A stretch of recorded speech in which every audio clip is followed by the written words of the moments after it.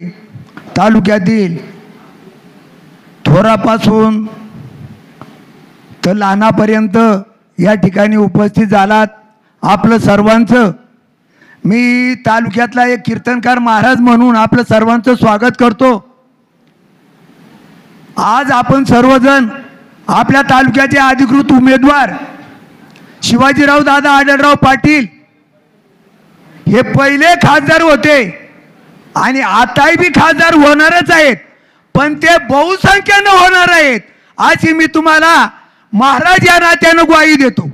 आणि हा माझा जुना मी ज्येष्ठ कार्यकर्ता आहे या तालुक्यातला आणि मी आमदाराचा 35 वर्ष कार्यकर्ता आहे, तोला मोलाचा आहे, शिवाय अनुभवी आहे आणि त्या अनुभवाने मी आज 2 शब्द तुमच्याशी बायबापाव बोलत आहे। हे माझे 2 शब्द तुम्ही शांत चित्ताने ऐकून घ्या।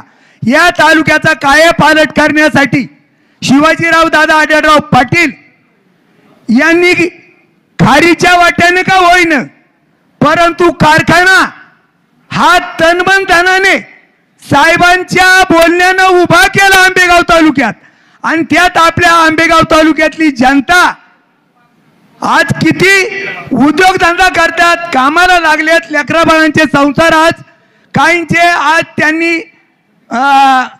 हे केलेले आहेत, उदरनिर्वाह करतात। तेव्हा असा कार्यकर्ता जर इतका महान कार्यकर्ता जर आपण डावलू लागलो तर आपल्या जगण्याला काही अर्थ नाही।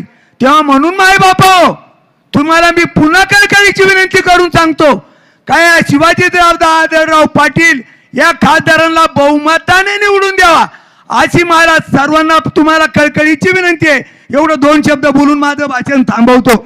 जय हिंद, जय महाराष्ट्र।